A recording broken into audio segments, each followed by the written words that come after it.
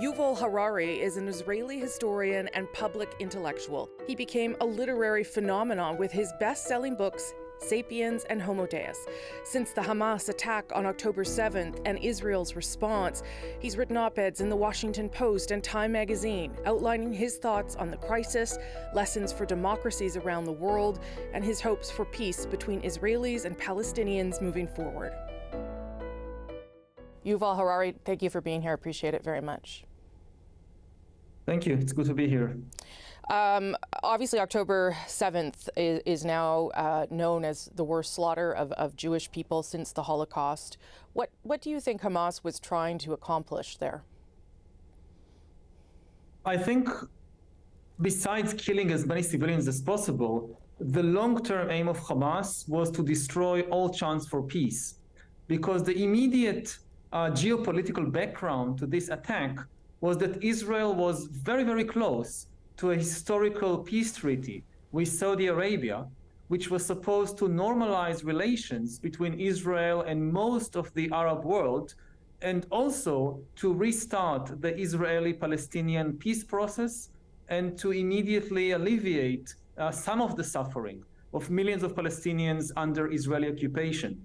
And this chance for normalization and peace was a grave threat to Hamas and to Iran, who are opposed to any such possibility of peace. And this is why Hamas struck.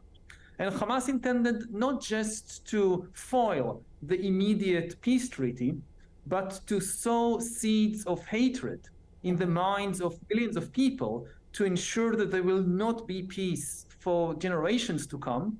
And this is why it not only again aimed at killing civilians, but tortured and executed people in the most gruesome way it could imagine, and made sure that this will be publicized. I've heard you in other interviews talk about the trap that Hamas has laid for Israel. Israel's response obviously has been forceful, but there are now thousands dead in Gaza on that side.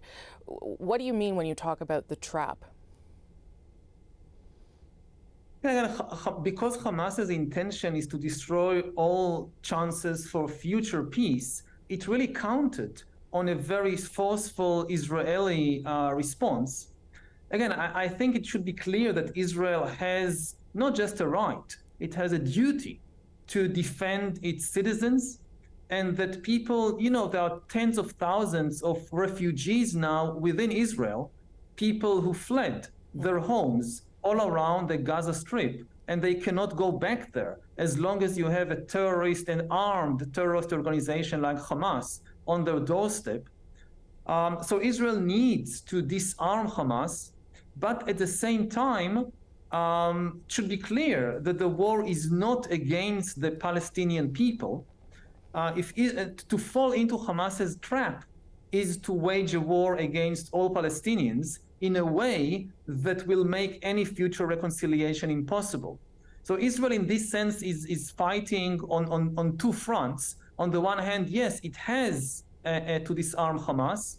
On the other hand, it has to differentiate between Hamas and the civilian Palestinian population, and to act in such a way that will preserve at least the possibility for peace, not in the immediate days or weeks. Yeah. This is impossible to imagine, but down the road, peace will only come if Palestinians can live dignified lives in their homeland.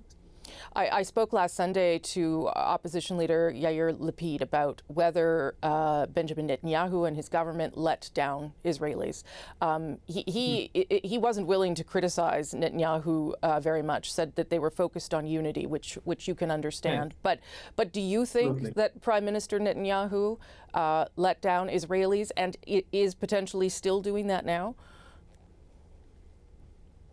Yes, I think that the failure of the state of Israel to protect its citizens and the dysfunction we continue to see even now in many state institutions. We are seeing amazing response from Israeli civil society and everybody is volunteering and organizing things. But this is partly because the state institutions are not functioning well.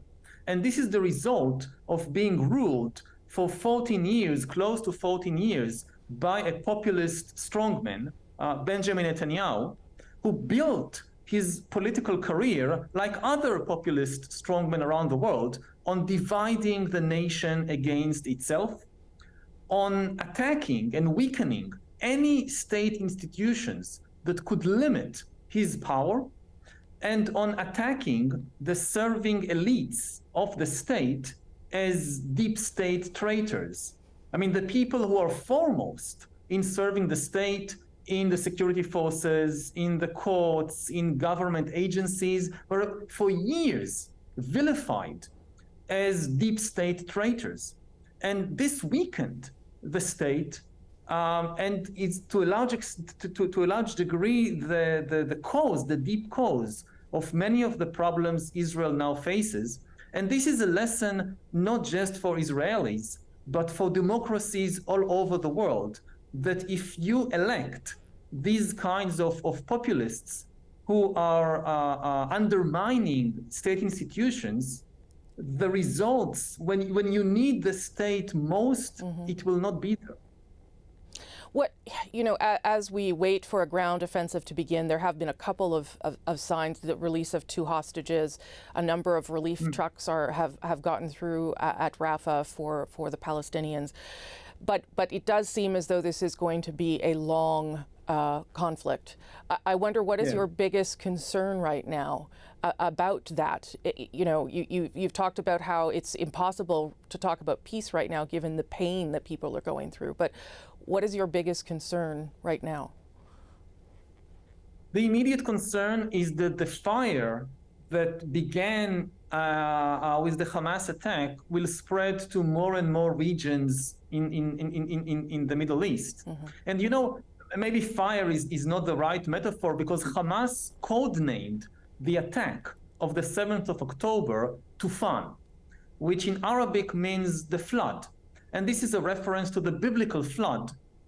And we need to stop this flood from devastating the entire region. It could spread to the West Bank, to Lebanon with Hezbollah. We already saw perhaps an attack from Yemen. Theoretically, we could be maybe just 24 hours away even from nuclear war. It sounds far-fetched, but if Israel is attacked with tens of thousands of missiles by Hezbollah and other Iranian allies, it might need to defend itself with every weapon at its disposal, including its nuclear capabilities.